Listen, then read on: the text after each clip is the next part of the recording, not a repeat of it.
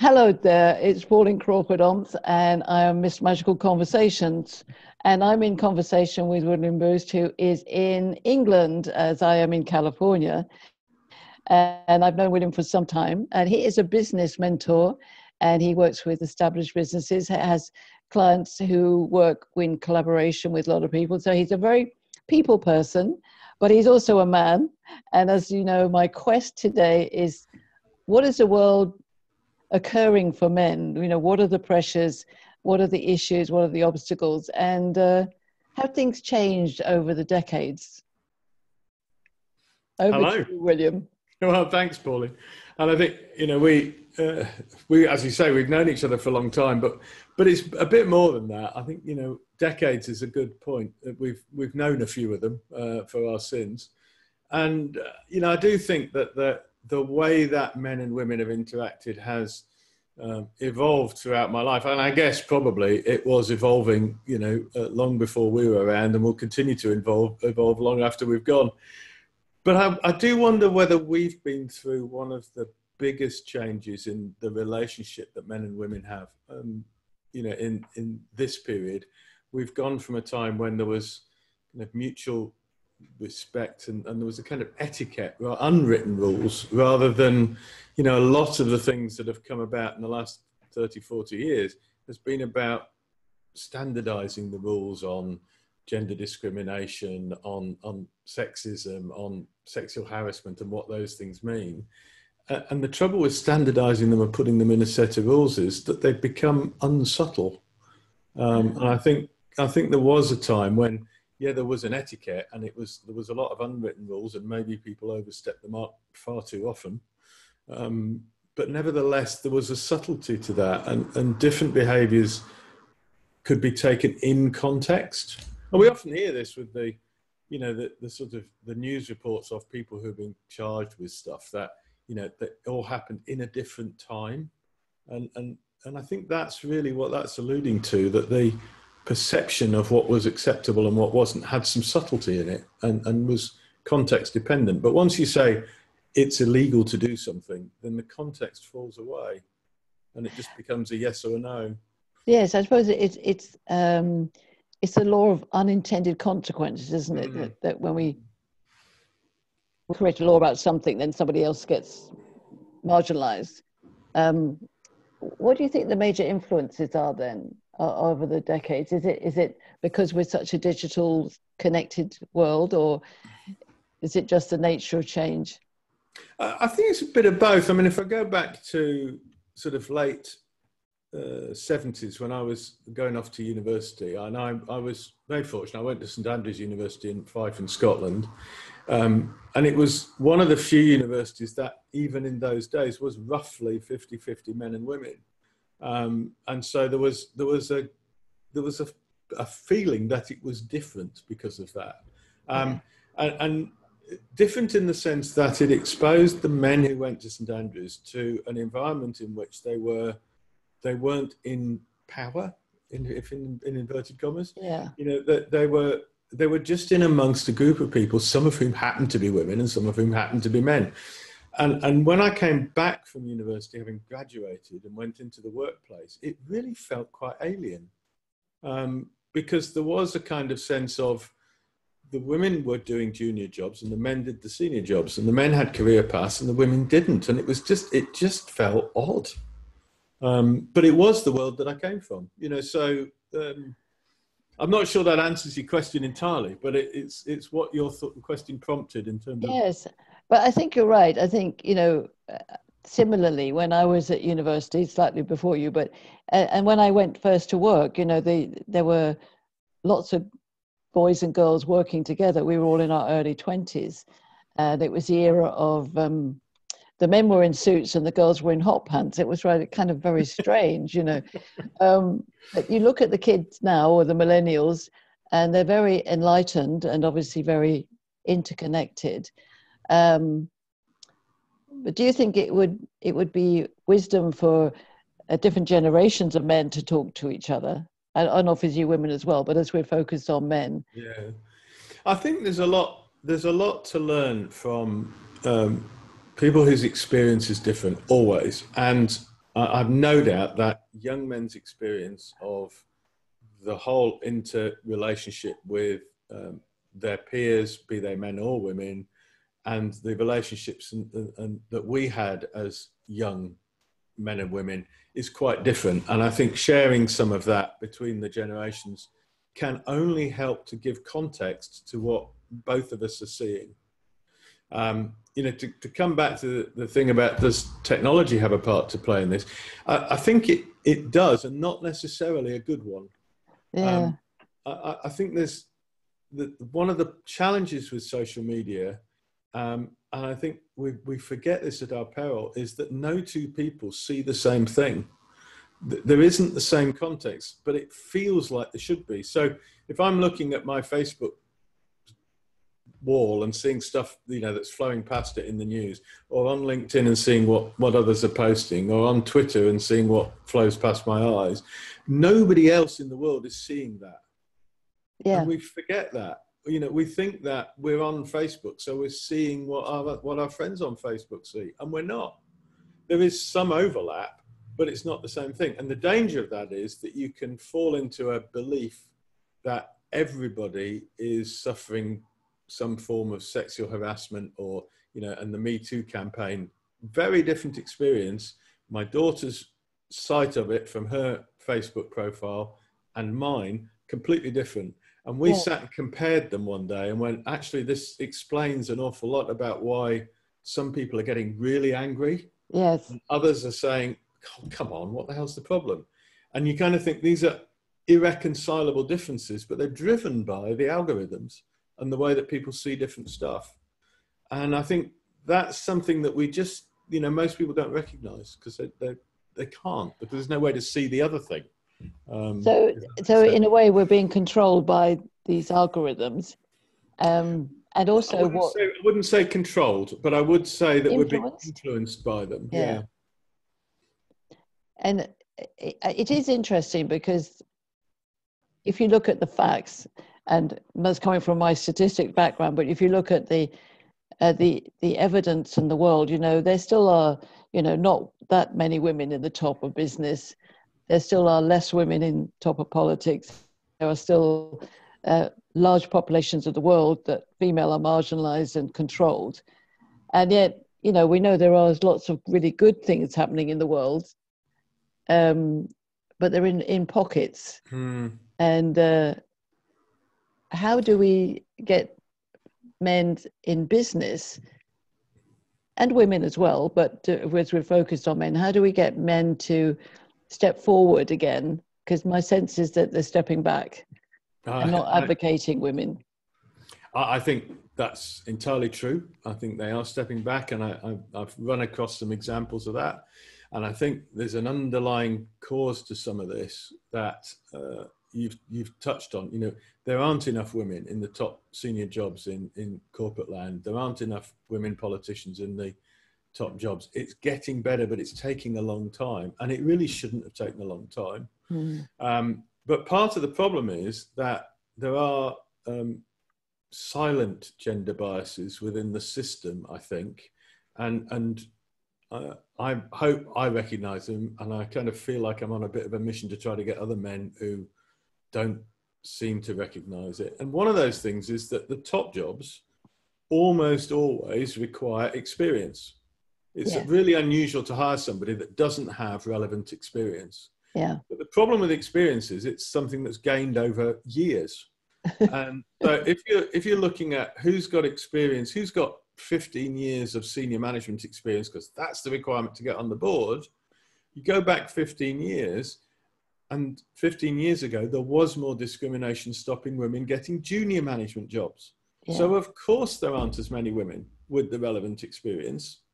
And so those job openings and opportunities that require 15 years of experience are unconsciously, perhaps, although I sometimes wonder about that, but are unconsciously biasing themselves towards men anyway. And, you know, I'm on a bit of a mission to try to get my clients to think, rather than looking at what's the past experience we need in a world that's changing as fast as today's world is. Yeah, absolutely. What's the evidence that somebody can gain experience and apply it effectively? Because that's the skill that's needed, and it's a skill shortage, not an experience shortage, that's needed in the boardroom. So find the people who can take experience, learn from it, apply it, and move on quickly. And mostly, you know, those are women, not men. Yes, and in fact, the mature woman, and that what I mean by that is the woman who's past her children being at school and needing to be looked after. Indeed, you know, she's probably got as much in today's experience needed, because she's actually done all that stuff. You know, she's multitasked. She's probably run a business as well as had her children, you know, but suddenly at maybe 45, 50, she's got a freedom and, you know, hopefully past menopause, which is another thing there that men don't always understand. But, you know, the 55 plus woman has, you know, 10 years maybe of absolute experience. There should be a way that they can just come in. But then it's about working together, isn't it? It is. And I think there's another bit of experience issue here, that the experience they've had bringing up kids, you know, even if they've only taken a relatively short break, maybe till the kids are, you know, 5 or 6, and a family that has 2 or 3 children, the wife may be off for 10 years and still be, you know, going back when the last child hits 5 and goes to school, coming back into the workplace. None of that 10 years counts. I know. And yet it's extraordinary experience. You know, and especially given that in most corporates, the politics is the politics of the junior school playground. You know, it's childish, most of it.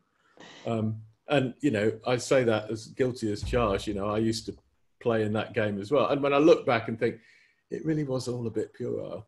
And we should have been better than that. And we weren't. But nevertheless, the experience that women have, you know, dealing with, as you say, all the challenges of bringing up a small child and getting them fit to go to school and be a productive member of society even there, you know, it's an amazing achievement, and it's completely undervalued. And I don't know why, really. So how can, as a man of this generation, how can men step across? Is it fear that's stopping them? What is stopping them from embracing this new world that they hear from the millennial men, and they hear from all sorts of people around them? But what are they afraid of in the traditional world? I think, I mean, there is undoubtedly, I had a long online discussion. I mean, a very polite and respectful one, it has to be said, but with a couple of men who were arguing very much on this experience point, that, you know, they were looking for, you know, people in their companies. It's 2 different companies. They're looking to employ people, but they were struggling to get people with the relevant experience. And I was trying to have the discussion with them about, well, you know, what does relevant mean, and what are you trying to achieve? And they just wouldn't have it that they could bring somebody in who hadn't got 15 years or so of experience in their industry.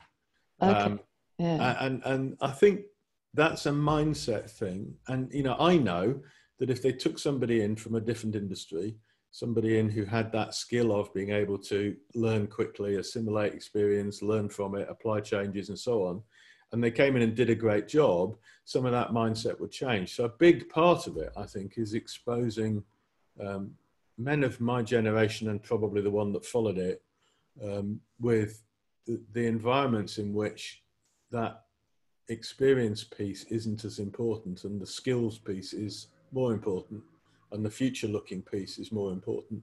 And those environments are beginning to appear. But I think it's about making more of the successes that they have, and thinking about how we can help men in particular, but not just men. I mean, actually, I think some of this is also a mindset in some women from my generation that have put in the experience. You know, I know people who've had long-running careers as women who are very protective of the things that allowed them to have a long-running career and have that success, and they're not necessarily the things that actually apply today. So that's just about education and mindset and giving people exposure to context they haven't seen and experience they haven't seen, and giving them the opportunity to learn from that. Does that Yes, kind of make sense? and I think it's also about creating the time and space to have these kind of conversations, because that's the other thing I see is that the imperative is always action, action. Yeah, oh yeah, you.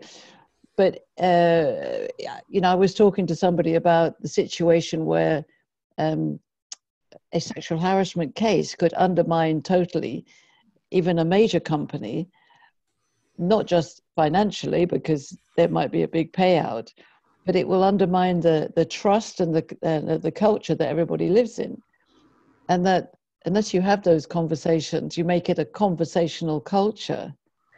So conversation, which is my whole passion, my perception is, and I'm interested in your view, is that men and women do conversation differently. Oh yeah, definitely. Which is another, so we all communicate because we have to. But actually, when it comes to conversation, generally, and this is a big generalization, women chatter more and men talk less. And if the conversation goes off maybe a bit too long into something that they're not really interested in, a man is more likely to stop listening, not necessarily intentionally, but just, I often, when I'm teaching my female clients, I say, look, when a man stops listening, just watch that his eyes are not focused on you anymore. Maybe he's gone back to the TV screen or the computer. Well, actually, probably a good idea to stop talking. But a woman generally will keep on talking on the view that somehow, well, I'll get his attention, but it's working against us. Would you say that within men, because different types of men, there are some men who are less likely to get engaged in what they might perceive as a waste of time conversation? Yeah, I mean, I'm not. I think there is a bias in the types of people, and I think that bias does tend to fall across gender lines as well. So I think there are people who are more chatty and happy to go off at all sorts of odd tangents and disappear down rabbit holes and come back to the main point at some point. And I think there are more women than men in that group. And then there's another group of people who are very focused on getting to the nub of the conversation and sticking to the point. And generally there's more men in that group. But I don't think it's exclusive. I think, no, definitely not exclusive. But I wonder whether in the corporate world, and I've heard that experience from a lot of clients where they say, oh yeah, we got to pay attention to all this balance of men and women, but we need to get the job done. And if he's a good fee earner, then we go with the bad behavior, and we don't talk about it. It's like, what's the most important thing? Well, I'm a real believer that there is only one way to get mutual understanding, and that is to bring the pieces of the jigsaw that require understanding out into the open. And the only way we can do that as human beings is to communicate, whether that's written or verbal or in one-to-one conversation. So we have to get that stuff out for people to understand it in the first place. So then the question is, how do we listen, and how well do we listen? And that it's a really interesting topic. The whole thing of listening, people will say online, you're not listening to me. And I think, well, it's interesting to say that when you're online and it's the written word, because, they mean something different. They mean you're not understanding me rather than you're not listening. And there is this difference between listening and understanding. I know plenty of people who listen very carefully to every word that's said, but don't understand a word of it. And others who appear not to be listening, but are absolutely on the topic and know what's going on. So there's that aspect too. And I think you're right. There's a whole body language thing about if you see somebody kind of going, I'll drift off here and go and look at it.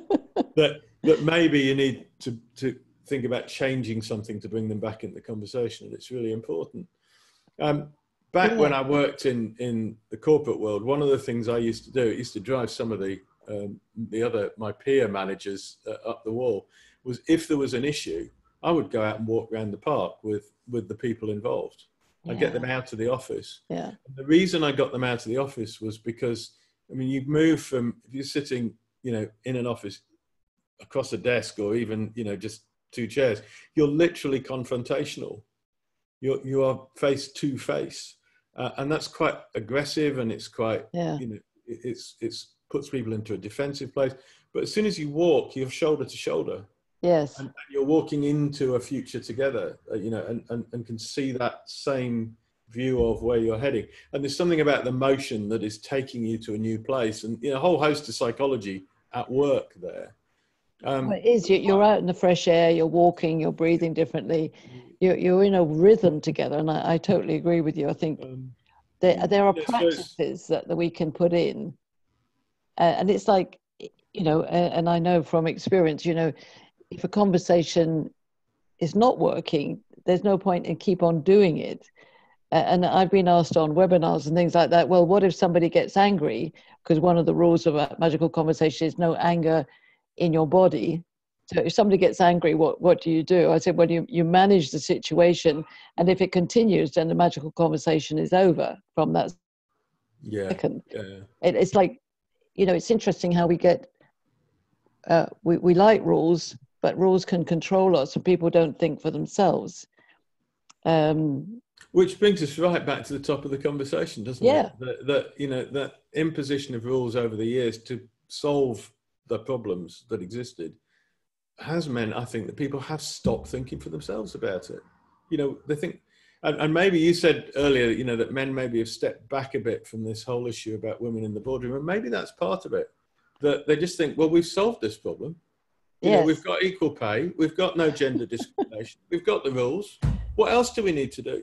Yeah. Well, there is some evidence that men generally, and always these are generalizations, but many men are very instructional. So if you give them an instruction and it works and they get a benefit from it, they'll do it again, which, to be honest, is not what women do. No. Which is why we're so multitasking and so, you know, able to do hundreds of things at once. And to me, it's also about value. You know, how do we value what's most valuable that covers work and life? Like, you know, the CEO who says, yeah, but, you know, action is most important. So all this relationship stuff is fine, but, you know, we need action.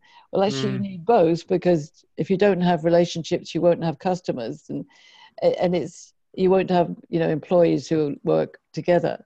And I know that one of your things is about collaboration. It is, yeah. And you run, what's your club called? It's the X10 Club. X10 Club. It kind of, how that name came about is lost a bit in the mists of time, but it's really about gathering a network of people together, clients, other people who work with those clients, and who can act as a community to mutually support each other. That's our goal, really. And actually, that whole idea of a community, to me, likewise, I love the idea of community, but everybody in the community is different. So valuing the difference. And some people are listeners, some are observers, some are talkers, some are action people. That's, you know, what I've created on my study of gender dynamics. But just going back to men, as we come to the sort of close of the interview, what advice would you give from your decades of experience to men of the future today? It's a really difficult question at one level, and it's a really simple one at another one. So let's start with the simple. The simple is be yourself. You know, just be who you are, and don't worry too much about whether who you are is going to impact somebody else adversely. Because if you're genuine, if you're authentic, and you are impacting them adversely, you will create the environment in which they can speak up and say so, and you can take appropriate action. And I think that's the complex bit as well, that understanding how to create an environment in which people feel safe to speak up. If you're doing something inadvertently that is just creating a bit of anger, as we've talked about, or a sense of, you know, maybe, you know, invading personal space or any of those things, that you create the environment in which people can say, do you mind can you just give me a little bit of room? And you don't feel that that's a personal insult or a slight. It's just a bit of information, and take appropriate action. And then all those potential issues disappear, because if people can speak up when they're in the early stages, Yes. and you react with them in a positive and supportive way and acknowledge that they've said it and act appropriately, then all of those things go away. And to me, that's just about being a good communicator. So if you feel like you don't communicate well, and we all know when we don't, when we're not getting a message across, or, if we think there are some situations where I just get a little bit, emotional, whatever that emotion is, anger, joy, they all affect the way that we communicate. Learn how to communicate better in those situations. So when you feel the anger coming up because somebody's late, how are you going to deal with it? Are you going to throw a hissy fit and make them fearful of you? Or are you going to explore the ways that you can solve the problem and get good at doing that bit? So, that whole be yourself, be authentic thing, I think is really important. But to do that, you have to know who you are, and then you can be authentic to it. So that's great advice. Is there any advice you would give to women to understand men better? First of all, we're all stupid. No. We don't know what we're doing half the time. And I mean that, yes, in a jokey sense, but also I do mean it in a semi-serious sense. There are some things over the years that I have been pulled up on by women because they have felt that I was overstepping a line, and I didn't know there was a line there to step over. So, please, if you think I'm overstepping a line, just tell me. And I may just not know that for you, and of course every woman's different, that for you that's a line. And one of the examples I used earlier, being within the space they want around them. For some people, that can be, you can stand very close and they don't feel uncomfortable. Yes. And for others, that space is really important, and stepping into it feels threatening. Well, you don't know where that line is. If you don't know somebody, how could you? Because they haven't communicated it yet. So we're back to the whole thing of communication. But just assume, I think, good intent. Assume that what the man that you're with is doing is coming from a place of love and joy, not a place of threat and harm. And if it feels threatening or harmful, speak up. Well, I think that's very good advice. And as we know, there's only two emotions in the world, love and fear. So setting loving intentions is what I plan to spread as my message in the world. So I'm hoping that together, men and women can make the right decisions. That would be good. And you know what? Together, they'll make a better decision than either of them would apart. So. Absolutely. So our goal is to get people together, know who you are, be honest when somebody is doing something you don't like, but don't get threatening, and set loving good intentions. Thank you, William. It's been a delight to talk with you this morning, or your afternoon. And let's see if we can shift the world. Love to. That'd be great. Thanks, Pauline. It's been a pleasure talking to you too. Thank you.